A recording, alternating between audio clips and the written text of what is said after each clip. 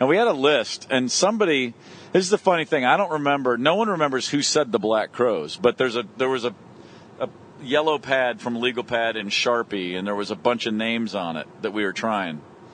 And we wanted to be the Crows, something Crows.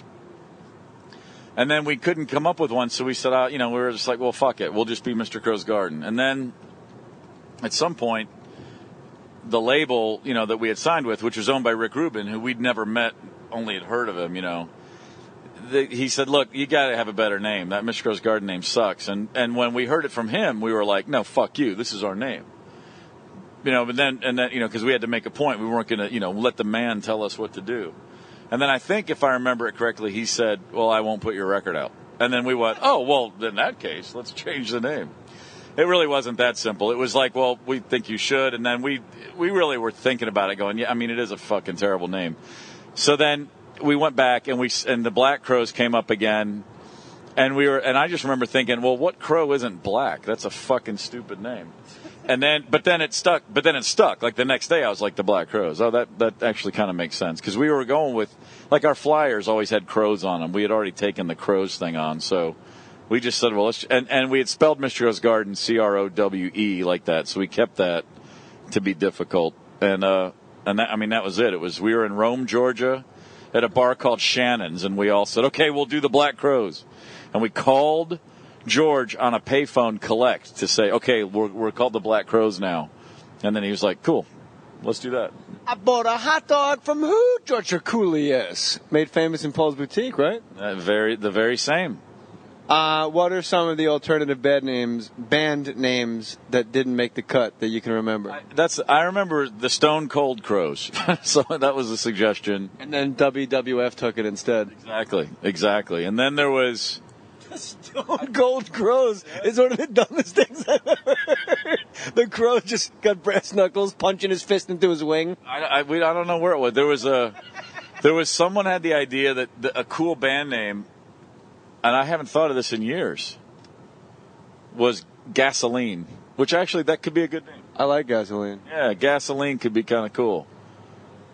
But no, there's the HT Hackney Company, for those of you keeping score, which is not the same as the Hackett Company, but it's close. You mean the Buddy Hackett? I love Tennessee. Andrew Jackson was from here, and then he killed every Indian he ever met by coughing on him. I appreciate you saying that, because every time I see the signs for his place, the Hermitage, I think, at the end of the day, just a genocidal maniac. And also one of the few presidents who actually got shot, Teddy Roosevelt, I guess, being the other, shot and lived. You know that one? I've heard tale, yes. Yeah, he got in like a barroom brawl. He looks just like Don Imus, like identical. And he had like a British accent and red hair, and he was in a barroom brawl with a guy, and the guy just fucking shot him, and I think stabbed him in the leg with like a super James Bond cane, and he just like knew it wasn't presidential to go down, so he walked it off all the way to the doctor's office. Who's the other president? Little trivia for Steve Gorman, drummer from the Black Crows, host of Steve Gorman Sports on, what's the network? 102.5 The Game. And that show is on Monday through Friday, 2 to 3 Central, and you can listen to it at 1025thegame.com. Who's the other U.S. president that got shot and lived? Let's see. JFK did Hot Shots, but that's different. Hang on. Teddy Roosevelt. Nice job, buddy boy. You actually already tipped that one off. I did? Yeah, you already said that. I had no idea. Did I say Teddy Roosevelt? He was giving a speech. He had like a Bible and a flask in his pocket, his breast pocket, and somebody shot him from the audience, and it hit the flask and the Bible, and he just looked down like, what the heck's going on here? And then he just kept doing his speech, and out of that became the Bull Moose Party, because the newspaper said, Teddy Roosevelt strong as a bull moose. Bull Moose, a better name than the Rough and Tumble Crows or whatever the fuck that shit was. You know what? If I saw a band called the Bull Moose, I'd have to go check that out. Stone Cold Steve Austin. That's exactly right. I tell you a great band name. My man Nicky G always said it'd take a special band to pull it off, but you get a band and the logo's just like a rooster with muscles, and you call it Cockstrong. Yeah. Yeah, that's a good one. What do you think are the best band names of all time? I think a lot of the best band names are really bad. You know, they're the names when you first hear it, you go, it's so bad that you can never I remember thinking, I think about bands you've heard of the first time, like The Police. I mean, just imagine if you'd never heard of the band called The Police, and somebody goes, "Oh, there's a band called The Police." You'd go, "That's the stupidest fucking name I've ever heard." Or if you're in a band and somebody goes, "How about we call ourselves The Police?"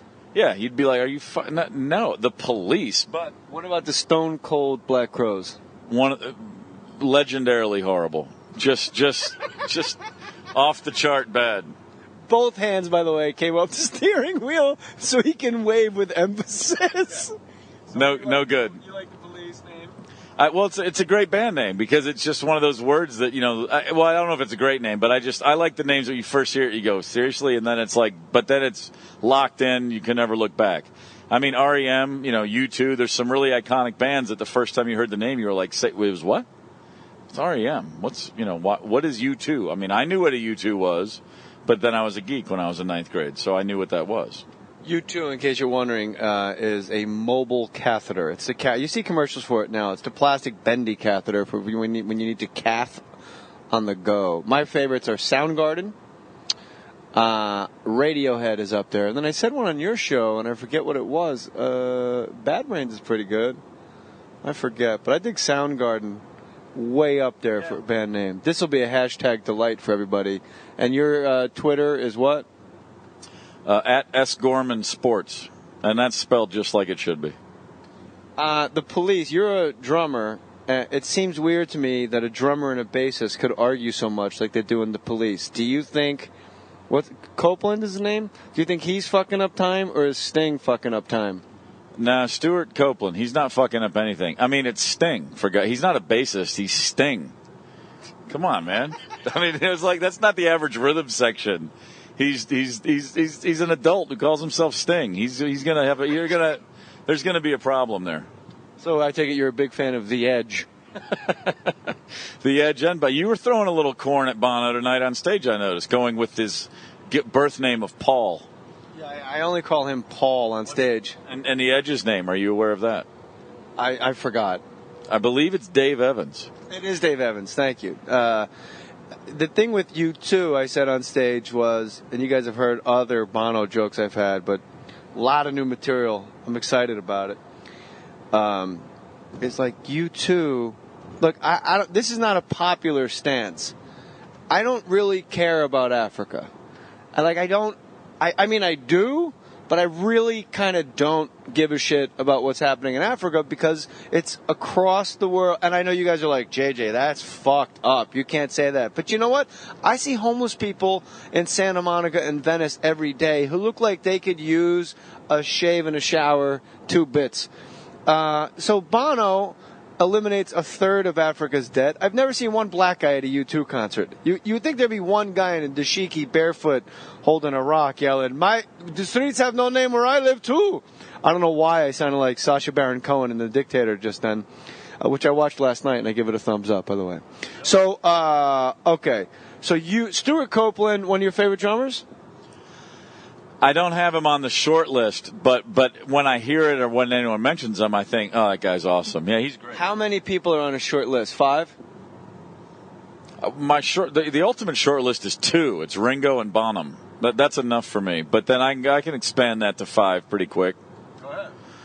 Jody Stevens from Big Star, big on me. A lot of the drummers. September girls, that's so much. When I got I moved to Atlanta in 1987. I bought my first drum kit. I was 21. Fucking Big Star. No one ever pulls a Big Star reference out but me. One of the great rock and roll bands of all time, in my opinion. One of the great never made a dime rock and roll bands of all time. Never made a dime. They did more than not make money. They burned other people's money, but that was other people's fault. But I got a drum. I didn't listen to Zeppelin growing up. I spent the 70s and 80s listening to new wave and punk and a lot of that stuff. And by the time I would have been listening to Zeppelin and AC/DC and a lot of like what's now classic rock, that was all the guys in the pickup trucks and at the mall parking lot that would have wanted to put their foot up my ass. So I wanted to listen to Oingo Boingo and shit like that. Hey, do you have the new Depeche Mode album? Yeah, but it sucks. That is for Kevin McDonald. All right.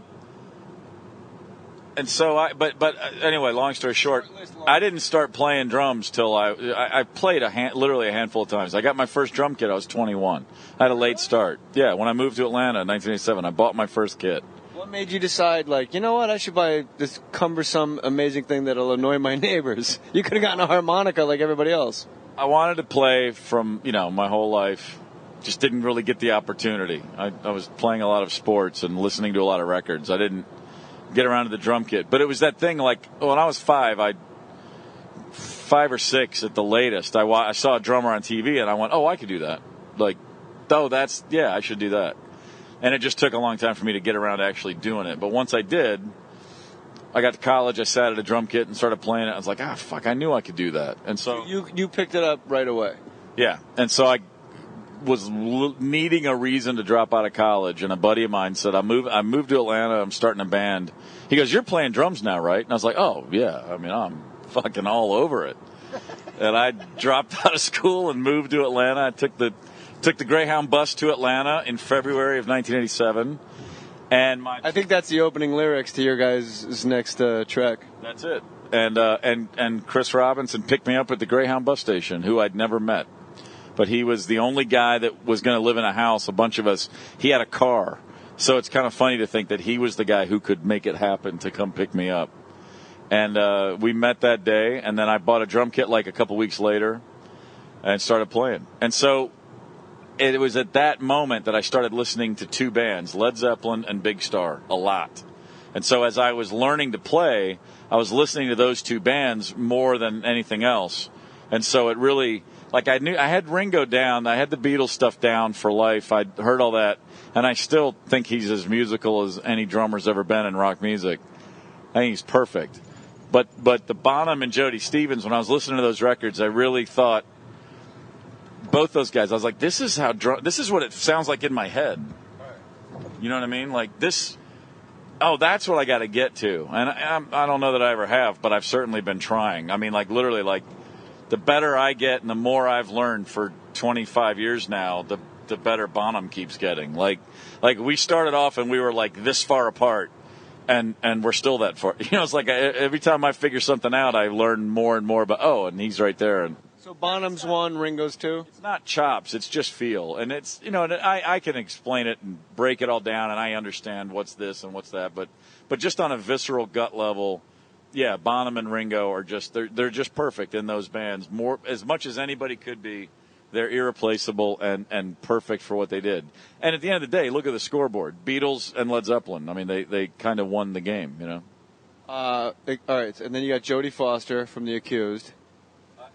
Jody Davis from Big Star, right? Jody Stevens. What did I say? Jody, leave me alone. Jody Stevens. I'm in a '99 Volvo. I'm afraid for my life here. All right. So give us the rest of the elongated short list, the long short list. Jody Stevens. I don't know. I'd say no order. Yeah. Who have I? I'm trying to think. He's in. He's in the long list. Top 12.